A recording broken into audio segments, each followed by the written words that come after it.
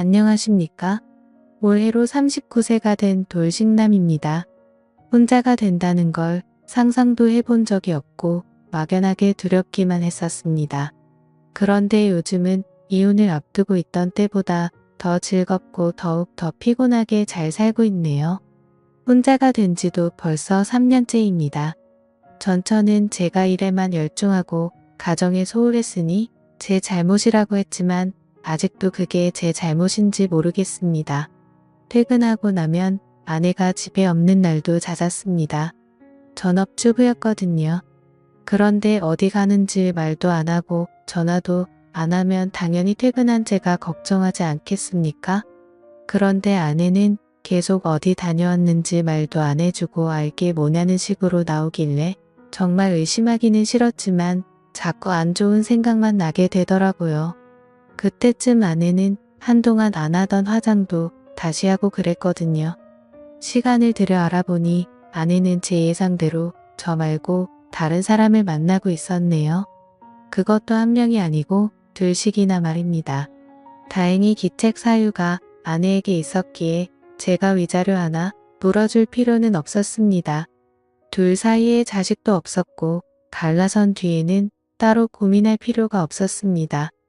하지만 그 정신적 충격은 정말 오래 가더라고요. 집에 퇴근하면 혼자가 된 외로움보다 더 견디기 힘들었던 건 집안 구석구석 그대로 남아있는 아내의 흔적 때문이었습니다. 분명 우리도 서로 사랑한 날이 있었을 텐데 어디서부터 잘못된 건지 알팡도가 전혀 없었지요. 결혼했으니 두 사람 행복하게 잘 살아보자고 그렇게 열심히 일을 했는데 그 목표가 사라지니 뭘 해야 할지 모르겠더라고요. 행하고 한계까지 도는 외로운 집구석보다 더 힘들었던 건 주변에서 저를 걱정한답시고 안부를 물어오는 사람들이었습니다.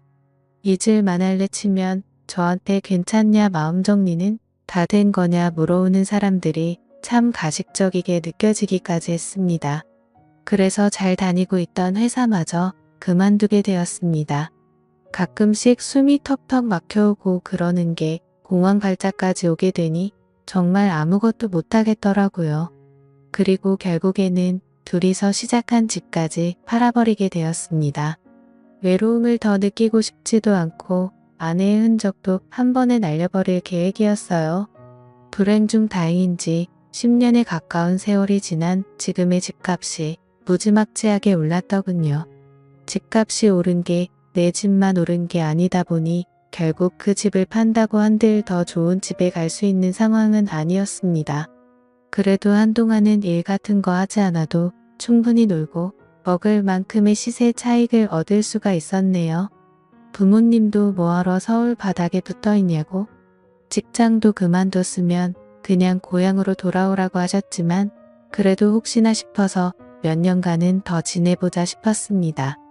어차피 별 볼 일 없으면 다시 고향으로 내려갈 것이고 그 사이에 시세 차익으로 돈을 벌어봐야 얼마나 벌겠냐는 생각이 들었어요. 그리고 혼자서 집안일하고 청소하고 하는 것도 귀찮으니 넓은 집은 구할 필요가 없겠더라고요.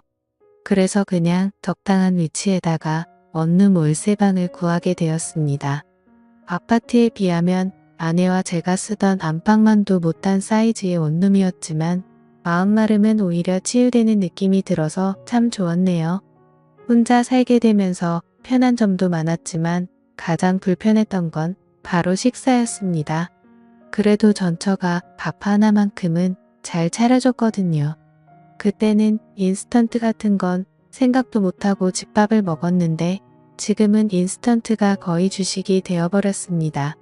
대부분의 식사는 편의점 도시락으로 때우거나 전자레인지로 데우기만 하면 되는 즉석식품들 위주로만 식사를 챙겨 먹게 되었어요. 사실 처음에는 장도 봐오고 패인 같이 살지 않으려 노력했습니다. 그런데 아무래도 혼자 지내다 보니 식재료 같은 건 또 너무 많이 남더라고요. 한 끼만 먹으면 되는데 재료는 뭐 그렇게 많이 남는지 그렇다고 조금밖에 사지 않으니 그건 또 밥해 먹을 때마다 장 보러 왔다 갔다 하는 게 참 힘들었네요. 큰 맘 먹고 상다리 휘어지게 차려도 혼자 먹는 건 기분도 안 나고 친구들을 부르자니 친구들도 다 가정이 있는지라 좀처럼 쉽게 나오지 못하더라고요. 먹는 게 참 중요한 것이 맨날 똑같은 편의점 음식만 먹다 보니 나중에 가면 편의점 근처에만 가도 속이 더부룩하고 물리더라고요. 애초에 집까지 팔아치우고 혼자 지내게 된 게 아내가 떠났다고 해서 페인같이 지내지 말고 잘 지내보자고 그런 건데 오히려 무기력함은 그때보다 더 강하게 저를 괴롭히기 시작했습니다. 그나마 편의점 도시락 중에 반찬 구성이 가장 괜찮은 게 있어서 그걸 자주 먹었는데 그날은 편의점에 갔는데 제가 매번 먹는 그게 없더라고요. 다른 건 다 튀김에 느끼한 것들 위주라서 다른 편의점에 뭐라도 있나 찾으러 가봐야겠다 싶어서 발걸음을 옮겼습니다. 그렇게 다음 편의점에 다다르기 전에 길목에 있는 김밥집에 눈이 돌아가더라고요. 동네에 하나씩 있는 그런 김밥집입니다. 김밥으로 시작해서 각종 분식류의 식사류까지 수많은 메뉴들을 취급하는 그런 가게요. 편의점 도시락에 비하면 2배 가까이 되는 금액이기는 하지만 또 언제까지 도시락만 먹겠나 하는 생각이 들어서 큰 맘 먹고 가게 안으로 들어갔습니다. 대학 시절부터 전처와 연애하던 시절 결혼 후부터 회사 생활을 하는 지금까지 여태까지 밖에 나가서 혼자 밥을 먹어본 적이 없었습니다. 상상도 해본 적이 없었는데 김밥 가게 안에 들어가니 저 말고도 혼자서 식사를 하는 사람이 여럿 있더라고요. 아침 드라마에서 여주인공의 철없는 친구나 친척 정도로 나올 법한 애매하게 이쁘장한 아줌마가 저에게 반갑게 인사를 해주며 맞아주더라고요. 제 기억 속에는 보통 김밥 가게 아줌마들은 빨리빨리 하면서 성질이 급하고 퉁명스러운 그런 이미지였는데 그 여자만큼은 조금 달랐습니다. 활짝 미소 지으면서 반겨주는 모습에 저까지 다 기분이 좋더라고요. 오랜만에 친절한 미녀를 봐서 그런가 자꾸 신경이 쓰이더라고요. 그녀 말고도 다른 아줌마들도 많았습니다. 김밥 주문받고 김밥 말아주는 아줌마부터 주방에서 새빨갛게 익어서 음식하시는 아줌마도 있었는데 뭐 그러다 보니 그녀의 미모가 한층 더 돋보이기도 했지요. 저 말고도 다른 손님들한테도 사근사근 인사하면서 물은 셀프라고 써있는데도 물 한 컵씩 새로 받아서 가져다 주는데 그 모습이 참 착하고 친절해 보이더군요. 종이로 된 메뉴판을 저한테 주고 갔는데 이 많은 메뉴가 정말 다 되는 건가 싶을 정도로 종류가 많았습니다. 매번 편의점 도시락만 먹다가 그래도 음식점다운 음식점에 오니까 모든 메뉴가 다 맛있어 보이더라고요. 여기서 하루에 메뉴 하나씩만 사 먹어도 한 달 가까이는 겹치는 거 없이 새로운 음식을 먹겠다는 생각이 드니 왠지 더 입맛이 돌기 시작했습니다. 혼자 식사하는 사람도 많으니 혼자 밥 먹는 꼴이 궁상마저 보이지도 않을 것 같고 무엇보다 저를 반겨준 예쁜 아줌마가 있으니 그녀를 보러라도 매일같이 와야겠다는 생각이 들었어요. 제육덮밥이 참 맛있었는데 전자레인지에 데워 먹던 거랑은 비교가 되지 않더라고요.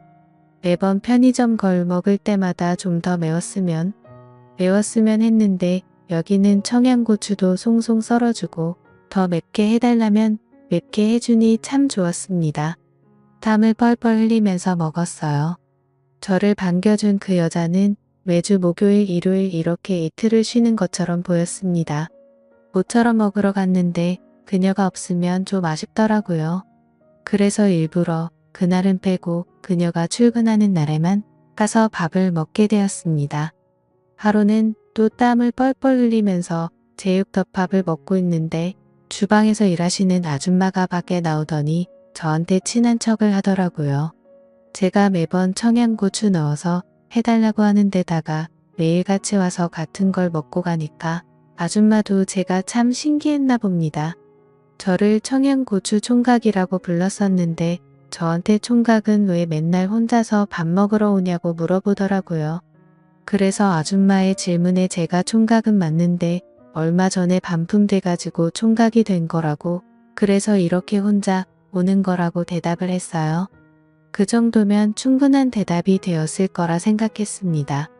그러자 아줌마가 생긴 게 어려 보여서 여족 총각인 줄 알았다면서 우리 막내도 반품돼서 처녀인데 둘이 하면 잘하겠다고 하면서 저와 그녀를 약간 핑크미 분위기로 몰아가더라고요.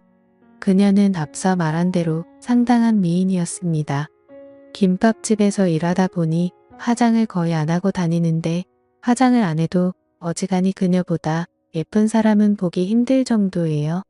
조금 마른 체형이라서 억척스러워 보이기는 하는데 그래도 키가 크니까 김밥집 유니폼에 앞치마를 메고 있는데도 모태가 살더라고요. 딱 봐도 화장하고 꾸며놓으면 어디 가서 빠지지 않을 만한 여자라고 생각했었습니다.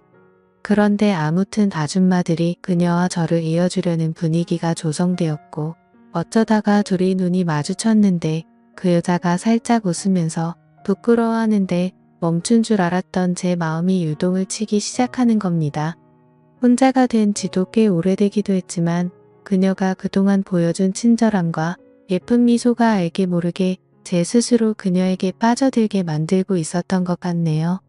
나중에 알고 보니 아줌마들은 제가 그녀가 일하는 날만 골라서 오는 걸 눈치채고는 그녀와 저를 애초에 이어줄 생각을 가지고 있었나 봅니다.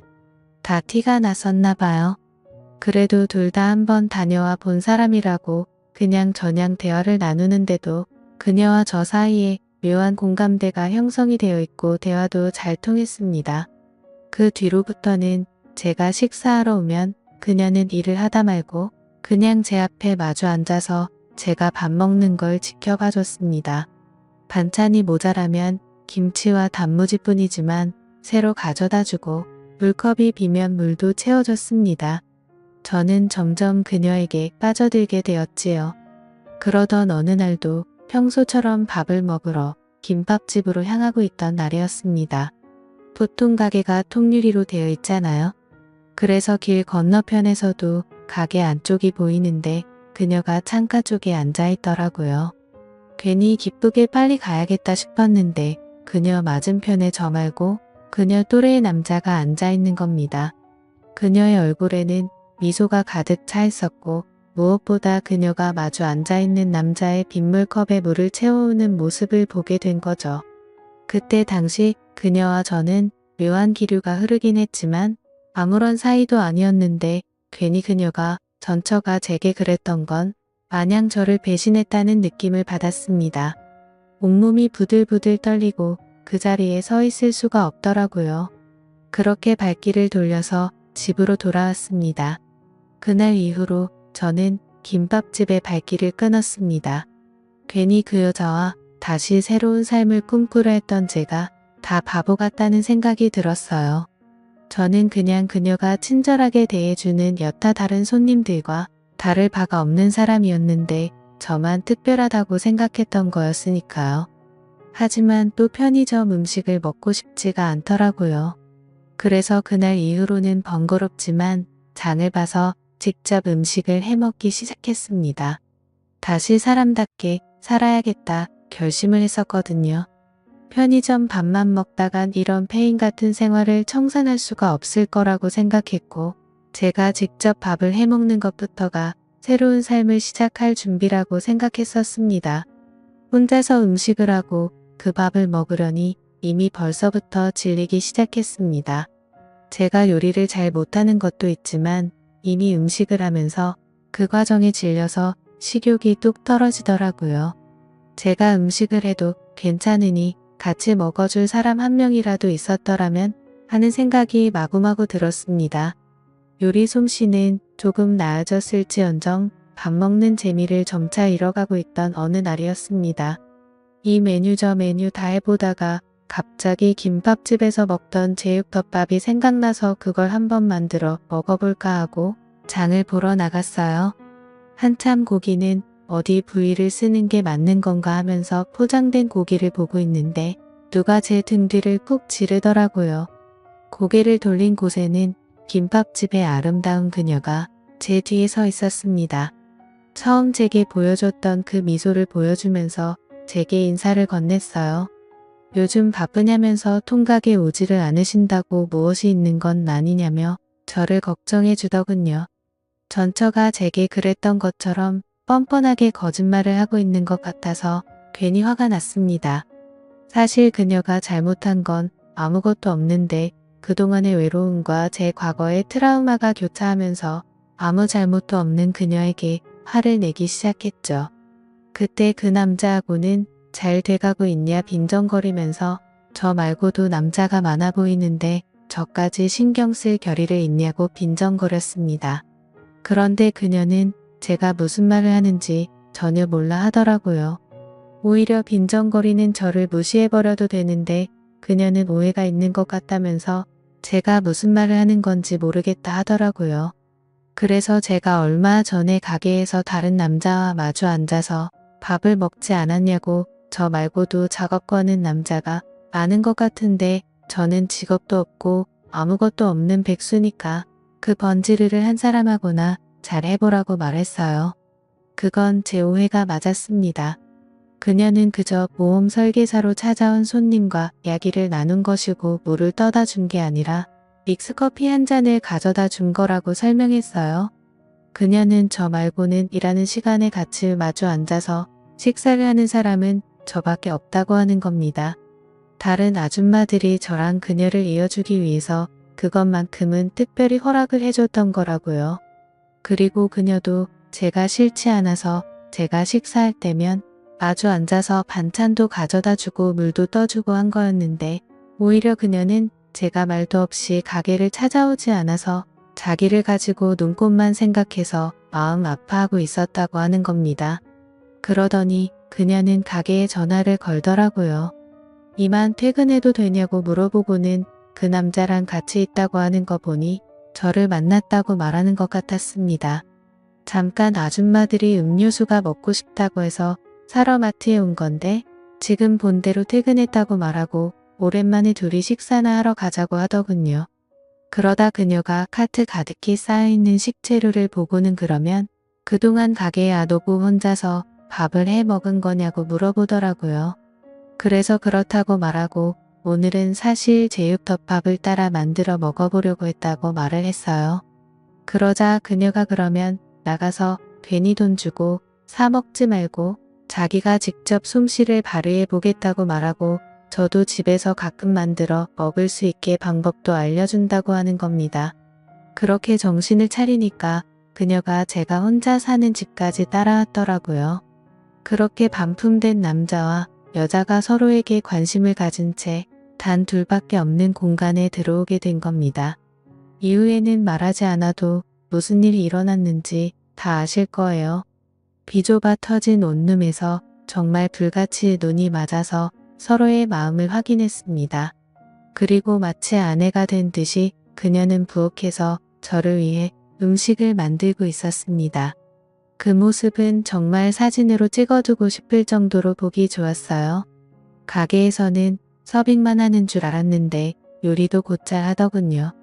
언제 고기를 뒤집어야 하는지, 불맛을 내려면 언제 어떻게 뒤집고 재료를 언제 넣어야 하는지 이런저런 설명을 해주면서 제가 사온 재료들을 활용해가며 저희 냉장고를 꽉꽉 채워줬습니다. 6가지 음식을 다 해버리고 나니 그녀도 녹초가 돼가지고 제 옆으로 다시 눕더라고요. 정말 둘이 얼마나 녹초가 된 건지 밥 먹을 입맛이라고는 서로 돌지가 않고 그냥 그 자리에서 뻗어버리고 싶은 생각밖에 없었습니다. 그리고 저는 그녀에게 다시 한번 정중하게 사과했습니다. 아내가 저를 배신을 해서 그게 안 좋은 기억으로 남아서 예민하게 반응을 했던 것 같다고요. 그리고 나에 대한 그녀의 마음에 확신이 없었기에 그렇게 성급하게 오해를 했고 그 화풀이를 한 것 같아 정말 미안하다고요. 그녀는 저한테 사과할 필요 없다고 그녀 또한 그녀와 제가 한참 좋았는데 제가 찾아오지 않아서 혹시 전처와 재결합을 했을 거라고 생각해서 마트에서 말을 걸기 어려웠다고 말을 했습니다. 그런데 그녀가 너무 예뻐 보여서 그녀를 꼭 안아줬네요. 먹는 게 참 중요하다 싶은 게 결국 그녀와 저는 밥 때문에 인연이 시작되었고 이렇게 서로의 곁을 지켜주게 되었잖아요. 그때 제가 편의점에서 아무거나 사 먹었다면 그녀와는 지금 그 어떤 인연도 없었을 겁니다. 사람 일은 알다가도 모르겠고 참 재미있는 것 같아요. 그녀나 저나 다시는 사람을 믿지 못할 거라 생각했는데 이렇게 또다시 서로의 등을 지켜주는 인연이 되었습니다. 다 포기한 인생이었는데 이젠 그녀를 위해서라도 다시 열심히 살아가야 할 것 같습니다. 지금까지 제 사연을 읽어주셔서 감사합니다.